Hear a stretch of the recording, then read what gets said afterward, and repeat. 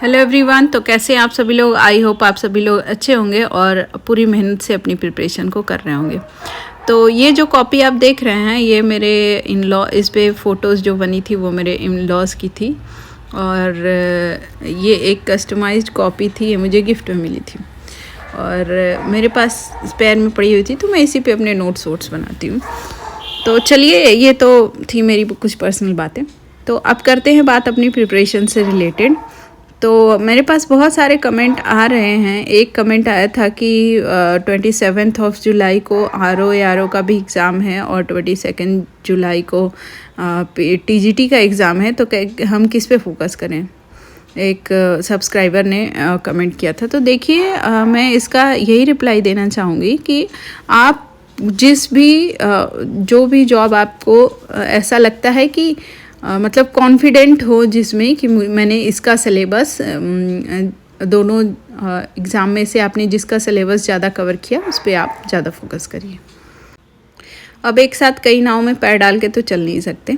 हाँ, रही बात ये कि जैसे आर का थोड़ा बिग लेवल का एग्ज़ाम है तो उसमें ये पॉलिटी, जैसे आपका अगर कौन सा सब्जेक्ट है ये डिपेंड करता है। अगर आपके सोशल के सब्जेक्ट हैं टीजीटी में तो आर का अगर आपने सिलेबस किया होगा तो उसमें ये कवर होते हैं, कवर किया होगा आपने ऑलरेडी।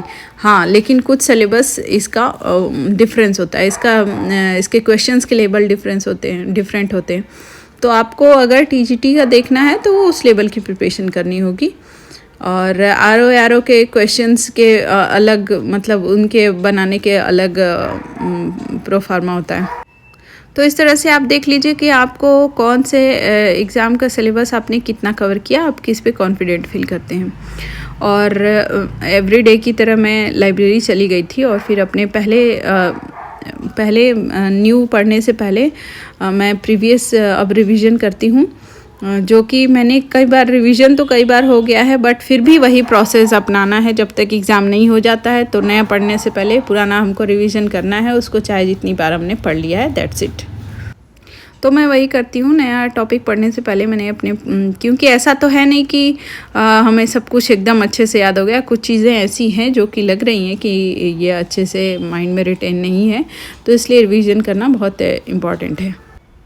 और रिवीजन करने के बाद फिर मैंने जो भी टॉपिक्स डिसाइड किए थे उसको फिर कंप्लीट करने के लिए लग गई थी क्लास लेने में। और एवरीडे मैं अभी एवरीडे टेस्ट नहीं लगा रही हूँ, मैं 3 डेज़ के डिफरेंस पे टेस्ट लगा रही हूँ, मीन्स 1 वीक में 2 टाइम टेस्ट लगा रही हूँ।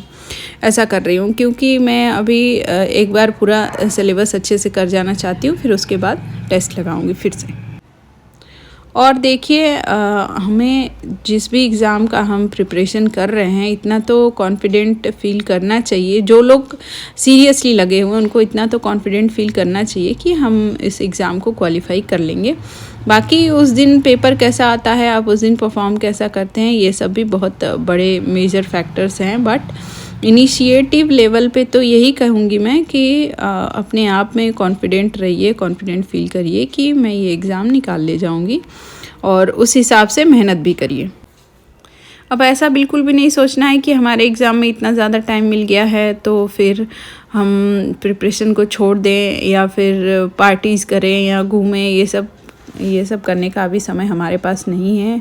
बीइंग एन एस्पिरेंट मैं यही बताऊंगी आप लोगों को कि अभी जैसे आप एग्ज़ाम से 10 डेज़ बिफोर बिहेव कर रहे थे कि वैसे ही आप अभी कंटिन्यू रखिए जब तक कि एग्ज़ाम हो नहीं जाता है। और जो भी चीज़ें लैकिंग थी जहाँ भी, उसको सुधारने का एक अच्छा मौका मिला है। और जो लोग अभी तक प्रिपरेशन स्टार्ट ही नहीं किए थे उनके लिए तो बहुत ही ज़्यादा गोल्डन चांस है। वो लोग अपना प्रिपरेशन स्टार्ट करके और एक अच्छे लेवल पे अपनी प्रिपरेशन को ला सकते हैं।